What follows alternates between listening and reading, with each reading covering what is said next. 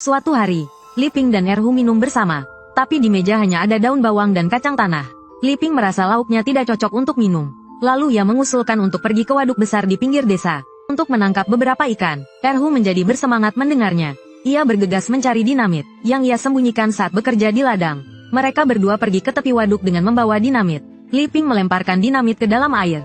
Terdengar suara ledakan. Air waduk terlontar tinggi. Tapi setelah air kembali tenang, hanya beberapa ikan kecil yang mengapung. Li Ping tidak puas dengan ledakan itu. Karena tidak puas, Li Ping mengikat semua detonator yang tersisa. Dalam keadaan mabuk, ia menyalakan detonator dan melemparkannya. Setelah masuk ke air, detonator meledak dengan keras. Ledakan itu membuat mereka berdua ketakutan. Tak lama kemudian, air kembali tenang. Mereka melihat sesuatu mengapung ke permukaan. Li Ping mengira ia telah meledakkan ikan besar. Tapi ia segera menyadari ada yang tidak beres. Yang mengapung dari waduk ternyata mayat. Mereka berdua ketakutan dan berpelukan. Puluhan mayat mengapung di permukaan air. Semuanya mengenakan pakaian yang berbeda. Tak lama kemudian, air waduk mulai menghitam. Di tengah waduk, terbentuk pusaran air yang besar. Pusaran itu menyedot air dan mayat-mayat ke dalamnya. Begitu saja, waduk yang tak pernah kering selama 100 tahun mengering dalam sekejap.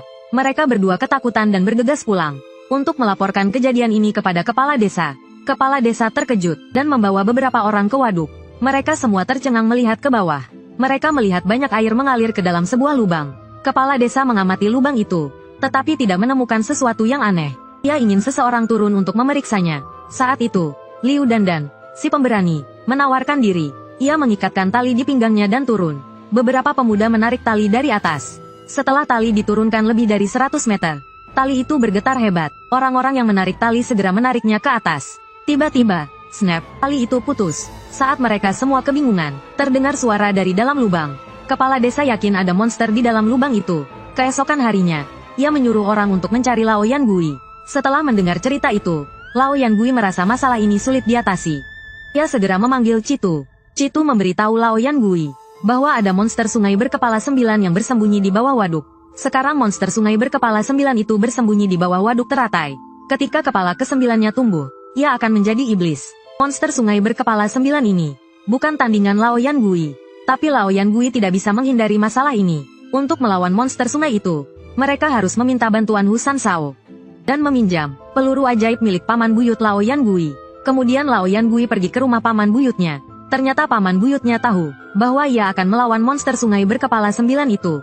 Ia juga meminta Lao Yan Gui untuk membawakan sesuatu kembali. Itu telur siluman Hydra berkepala 9. Si perokok tua setuju. Dengan begitu, ia meminjam 7 peluru perak. Si perokok tua pulang untuk berpamitan dan kemudian berangkat. Kepala desa melihat si perokok tua seperti melihat penyelamat. Kemudian ia membawa si perokok tua ke tempat berhantu itu. Itu adalah lubang yang sangat dalam. Setelah turun sekitar 10 meter, ia sampai di dasar. Anehnya, tidak ada air, melainkan tumpukan tulang belulang. Si perokok tua berjalan perlahan ke depan sambil memegang senapannya. Tidak jauh dari sana, ia melihat banyak mayat manusia. Menurut si kepala botak, ini adalah makam kuno. Si perokok tua mengikuti lorong itu sekitar 10 meter. Akhirnya ia sampai di aula besar. Si perokok tua tahu ia bukan tandingan siluman Hydra berkepala 9 itu. Ia mengeluarkan jimat pemanggil bantuan dari sakunya. Ia membakar jimat itu dan berlutut dengan khusyuk. Lalu ia membaca mantra seperti yang diajarkan si kepala botak. Setelah selesai membaca mantra, si perokok tua memberanikan diri untuk terus maju. Si perokok tua baru saja berjalan beberapa langkah. Ketika ia mendengar suara dari peti batu, si perokok tua menoleh. Terlihat beberapa orang merangkak keluar dari peti batu. Orang-orang itu seperti mayat hidup. Dengan cepat mendekati si perokok tua. Saat si perokok tua kebingungan, seseorang muncul di belakangnya. Si perokok tua menoleh. Orang itu adalah Tuan Mudahu, penyelamat yang ia panggil. Setelah mendiskusikan strategi, mereka mulai bertindak. Tuan Mudahu melesat ke depan. Ia meninju salah satu mayat hidup. Tak disangka, ternyata di dalam tubuh orang-orang itu tersembunyi kepala ular. Ular itu melepaskan penyamarannya. Beberapa kepala ular menggigit Tuan Mudahu secara bersamaan. Si perokok tua melihat kesempatan itu dan menembak. Tembakannya menghancurkan salah satu kepala ular. Hal itu membuat siluman Hydra berkepala 9 benar-benar marah. Kepala-kepala ular yang tersisa menatap tajam ke arah mereka berdua. Tuan Mudahu memegang 2 belati. Ia tidak takut menghadapi siluman Hydra berkepala 9. Ia mengayunkan kedua belatinya dan menyerbu ke depan. Ia pun bertarung melawan siluman Hydra berkepala 9. Si perokok tua mencari kesempatan untuk menembak. Dengan begitu, mereka berdua dengan cepat menghabisi 3 kepala ular. Tuan Mudahu lengah dan digigit salah satu kepala ular di bahunya. Sambil menahan sakit, Tuan Mudahu menusukkan belatinya ke kepala ular itu. Melihat Tuan Muda Hu terluka, si perokok tua panik. Ia berpikir mereka tidak akan bisa mengalahkan siluman Hydra berkepala 9 di dalam makam. Ia harus memancingnya keluar. Setelah berdiskusi, si perokok tua memberikan talinya kepada Tuan Muda Hu. Tuan Muda Hu mengikat tali itu ke belatinya. Lalu ia melemparkannya dengan kuat. Tali itu melilit salah satu kepala ular. Si perokok tua memanfaatkan kesempatan itu untuk menembak 2 kepala ular lainnya. Si perokok tua punya 7 peluru. Sekarang tersisa 2, sedangkan kepala ular masih tersisa 3. Si perokok tua menembakkan 2 pelurunya. Tinggal 1 kepala ular lagi. Tuan Muda Hu melilitnya. Saat itu juga, kepala ular yang terlilit mulai bernanah.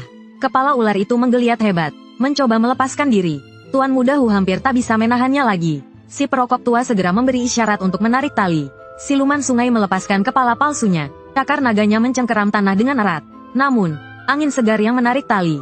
Naga siluman itu segera ditarik keluar dari sumur. Tuan Muda Hu dan si perokok tua segera memanjat keluar. Para penduduk desa ketakutan melihat naga siluman itu. Kepala desa bergegas maju dengan tongkat kayu persik. Dia menusukkan tongkatnya ke tubuh siluman sungai. Bagian yang tertusuk segera membusuk menjadi luka besar. Melihat kepala desa bertindak, para penduduk desa pun ikut menyerang. Tak lama kemudian, tubuh siluman sungai tertancap puluhan tongkat kayu persik. Saat itu juga, lubang itu menyemburkan air. Para penduduk desa kembali ke tepi sungai. Hanya si perokok tua yang masih berada di samping siluman sungai, menggumamkan sesuatu. Setelah si perokok tua kembali ke tepi sungai, siluman sungai itu cepat membusuk. Selesai, si perokok tua lalu membawa empedu siluman sungai. Pertama, dia pergi ke rumah Paman Buyut ke-7. Dia memberikan empedu siluman sungai kepada Paman Buyut ke-7. Mata Paman Buyut ke-7 berbinar melihat benda itu. Khawatir keluarganya cemas, si perokok tua segera pulang. Paman Buyut ke-7 si perokok tua, yang tadinya hampir mati, tiba-tiba menjadi segar bugar. Setelah memakan empedu yang hampir bernanah itu, dia melahap 10 mangkuk nasi di meja makan. Dia makan sampai nasi di baskom habis. Barulah dia berhenti makan dengan puas. Setelah makan, dia mengajak putranya ke gunung untuk memilih lokasi makamnya. Dia bilang makam utamanya terlalu kecil untuknya. Lalu dia menemukan sebuah gundukan tanah besar. Dia memberitahu putranya untuk menguburkannya di sana setelah dia mati. Dan jangan mengumumkan kematiannya. Putranya awalnya ragu, tetapi melihat ayahnya begitu yakin, dia pun setuju. Malam itu juga, Paman Buyut ke-7 meninggal di tempat tidurnya. Sesuai permintaannya, putranya menguburkannya dengan bantuan beberapa orang. Tapi sejak Paman Buyut ke-7 dikubur, hujan deras turun. Hujan terus turun selama 7 hari. Si Duri merasa ada yang tidak beres. Dia bertanya kepada si perokok tua, apakah kau sudah membersihkan tubuh siluman sungai berkepala 9 itu dengan benar? Si perokok tua menjawab, aku membawa 1 empedu untuk Paman Buyut ke-7. Si Duri langsung merasa ada masalah besar. Dia segera menyuruh si perokok tua pergi ke rumah Paman Buyut ke-7. Si perokok tua juga menyadari parahnya situasi. Dia menerjang hujan deras menuju rumah Paman Buyut ke-7. Sesampainya di sana, dia melihat putra Paman Buyut ke-7 masih tersenyum. Setelah bertanya, dia tahu bahwa Paman Buyut ke-7 telah meninggal. Setelah memakan empedu yang dibawanya hari itu, Paman Buyut ke-7 seperti orang yang berbeda. Si perokok tua bergegas pulang ke rumah dan menceritakan kejadian itu kepada si Landak. Wajah si Landak langsung pucat pasi mendengarnya. Kemudian, si Landak menceritakan dugaannya kepada si perokok tua. Paman Buyut ke-7 pasti pernah mendengar bahwa empedu siluman Hei bisa memperpanjang umur. Karena takut mati, dia memintamu untuk membawakan empedu siluman Hei untuk anaknya. Saat sekarat, siluman Hei menempelkan rohnya pada tali. Secara tidak sengaja tertelan oleh Paman Buyut ke-7.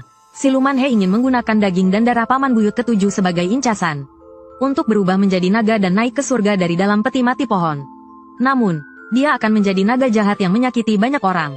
Mendengar ini, si perokok tua menyadari bahwa mereka telah membuat masalah besar. Dia segera bertanya kepada si Landak bagaimana cara mengalahkan naga jahat itu.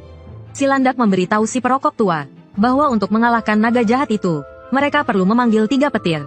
Ada beberapa hal di dunia ini yang dapat memanggil petir. Salah satunya adalah anak durhaka yang tidak berbakti.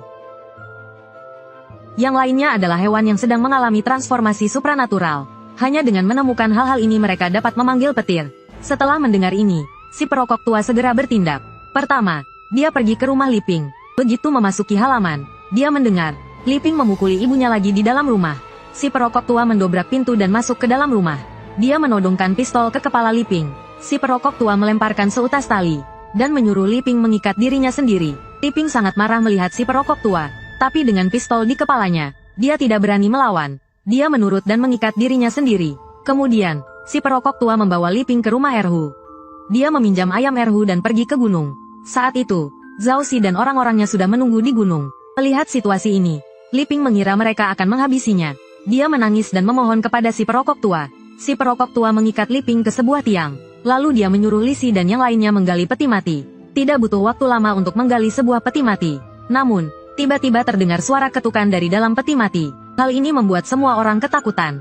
Si perokok tua pun merasa sangat gelisah. Dia hanya berhasil menemukan 2 benda untuk memanggil petir langit. Namun untuk mengalahkan naga iblis itu dibutuhkan 3 petir langit. Pria itu mengingat perbuatannya di siang hari ketika ia berniat melakukan hal tidak senonoh terhadap gadis muda yang polos. Kebetulan, si perokok tua sedang dalam perjalanan pulang. Dia adalah orang yang jujur sepanjang hidupnya. Mana tahan melihat pemandangan seperti itu. Dia benar-benar marah melihat ketidakadilan. Ayo, bawa kakek tua ini juga. Dia menembakkan senjatanya ke arah itu. Saat itu, mereka semua masih penuh semangat. Berburu tanpa memperhatikan waktu. Peluru itu tepat mengenai sisi pria itu. Sepertinya, meskipun dia ingin melanjutkan, sekarang dia harus menyerah. Pria itu berbalik dengan tatapan marah ke si perokok tua, lalu dengan cepat melarikan diri ke hutan. Kecepatannya luar biasa. Si perokok tua kemudian turun dari bukit. Dia turun dari kudanya dan membantu gadis itu berdiri, lalu bertanya apa yang sebenarnya terjadi. Namun gadis itu tidak bilang dia bertemu penjahat. Malah dia bicara soal anjing tua mesum. Si perokok tua mengira gadis itu menghinanya. Butuh waktu lama untuk menyadarinya. Melihat dia sangat ketakutan, dia berencana mengantar gadis itu pulang. Tak lama kemudian, mereka sampai di desa. Keluarga gadis itu sangat berterima kasih kepada si perokok tua karena telah menyelamatkan nyawanya. Mereka sangat berhutang budi padanya. Ternyata, ceritanya cukup aneh.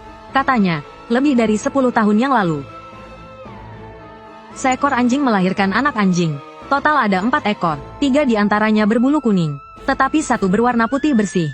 Putra keluarga Liu, Liuda, sangat menyukainya, dan memperlakukan anjing putih kecil itu dengan sangat baik. Dalam sekejap mata, anjing kecil itu tumbuh menjadi anjing besar.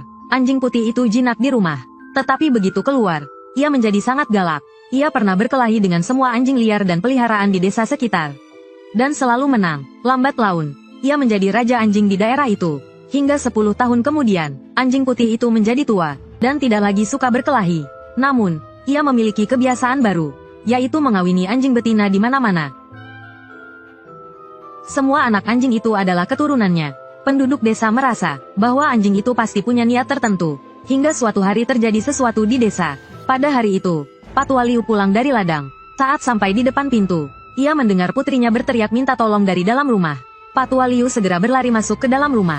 Astaga, anjing putih besar itu sedang menerkam putrinya. Sepertinya anjing betina sudah tidak bisa memuaskan nafsunya. Sekarang ia mulai menerkam manusia. Patua Liu mengambil cangkul dan memukulnya.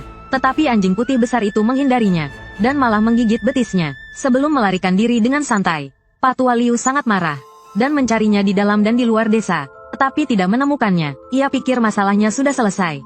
Tetapi beberapa hari kemudian seseorang datang memarahinya. Orang itu adalah Wu Tianxiang dari desa, bersama istrinya. Istrinya berpakaian compang camping, dan ada banyak luka cakaran di tubuh dan wajahnya. Wu Tianxiang mengatakan bahwa anjing putih besar miliknya yang melakukannya. Sialan, istriku hampir diperkosa anjingmu. Kakek Liu terkejut mendengarnya. Kata orang, ayam tidak hidup lebih dari 3 tahun. Anjing tidak hidup lebih dari 8 tahun. Anjing ini pasti akan menjadi siluman. Ia harus disingkirkan. Maka, Patua Liu mengumpulkan beberapa penduduk desa, dan mulai memburunya bersama-sama. Mereka menemukan anjing putih besar itu di sebuah gang. Saat ditemukan, ia sedang kawin. Melihat itu, Patua Liu langsung memukulnya dengan tongkat, tetapi meleset, dan malah mengenai anjing betina. Anjing putih besar itu menghindar dan lari. 2 orang di ujung gang mencoba menghentikannya, tetapi gagal. Salah satu dari mereka bahkan dicakar di wajahnya. Saat anjing putih besar itu hendak keluar dari gang, tiba-tiba seseorang yang bersembunyi di balik tembok memukul kepalanya dengan tongkat. Orang-orang yang tersisa segera menyerbu dan memukulinya sampai mati. Patua Liu awalnya berencana menguburnya, tetapi Li Zongping dari desa bersikeras membelinya. Kakek Liu juga tergiur oleh uang itu, jadi dia menjualnya. Setelah Li Zongping pulang ke rumah, dia menguliti anjing besar itu, membersihkannya dan memasaknya dalam panci sup. Seekor anjing, sebotol anggur, seorang diri. Dia menikmati makan malamnya. Setelah kenyang, dia pun tidur. Namun, di tengah malam, dia mendengar sekelompok anjing menggonggong di luar. Dan sejak hari itu, Li Zongping bukan lagi Li Zongping yang dulu. Dia berubah menjadi seseorang yang tidak tahu malu. Dan dia mulai bersikap cabul, terutama saat melihat gadis-gadis dan wanita muda di jalan. Jika para suami tidak menjaganya, pasti mereka akan dikhianati. Keluarga yang mengalami hal ini tentu saja tidak terima. Mereka mengumpulkan beberapa saudara dan mendatangi Li Zongping. Namun saat mereka masuk, mereka melihat Li Zongping dengan sekawanan anjing. Sedang menunggu mereka, dia memberi perintah, dan anjing-anjing itu langsung menyerang. Pertempuran antara manusia dan anjing pun dimulai. Meskipun manusia akhirnya menang, dan membunuh beberapa anjing, Li Zongping, biang keladi dari semua ini, berhasil melarikan diri. Beberapa penduduk desa melihatnya bersembunyi di gunung. Mereka mengepungnya beberapa kali tetapi tidak berhasil menangkapnya. Dia masih sesekali menyerang wanita yang sendirian. Setelah perokok tua mengetahui semuanya, dia memanggil Citou dengan pikirannya. Dia ingin menangani masalah ini. Citou menjelaskan kepadanya apa yang terjadi dengan anjing besar itu. Li Zongping benar-benar sial. Setelah makan daging anjing, tubuhnya dirasuki. Citou tidak menghentikan perokok tua yang ingin ikut campur. Kau cukup berbisik padaku saja, katanya sambil memberinya saran. Perokok tua mengikuti saran Citou, dan menemukan sebuah rumah di pinggir desa. Di pintu rumah itu tergantung sepasang sepatu rusak. Perokok tua yang berusia 60-an berdiri di depan pintu, dan langsung menjadi bahan gosip para wanita desa yang lewat. Dia merasa sedikit malu. Saat dia mengetuk pintu, seorang wanita berpakaian mencolok membukakan pintu. Perokok tua langsung memberinya 2 yuan, dan mengatakan ingin meminta bantuannya. Dia berbisik kepada wanita itu untuk beberapa saat. Namun, Jandali sedikit ragu. Perokok tua meyakinkannya bahwa dia akan baik-baik saja. Demi uang, Jandali akhirnya setuju. Perokok tua kemudian pergi ke kantor desa, dan langsung menemui kepala desa. Dia menjelaskan maksud kedatangannya. Kepala desa sangat senang mendengar tentang pembasmian siluman anjing. Dia sangat antusias. Perokok tua menanyakan beberapa hal lagi, dan bertanya apakah masih ada pemburu di desa. Setelah mendapat jawaban yang meyakinkan, hatinya akhirnya tenang. Menjelang malam, setelah semua persiapan selesai, Jandali berpakaian rapi, dan membawa keranjang kecil keluar desa. Dia sengaja berjalan lambat, dan menggoyangkan pinggulnya, meskipun berpakaian menggoda. Namun, dalam hatinya ia sangat ketakutan. Sedikit saja suara dari hutan di pinggir jalan. Hatinya berdebar kencang. Namun, apa yang ditakutinya benar-benar terjadi. Jandali tiba-tiba ditubruk hingga jatuh ke tanah. Pelakunya adalah siluman anjing, Li Zongping.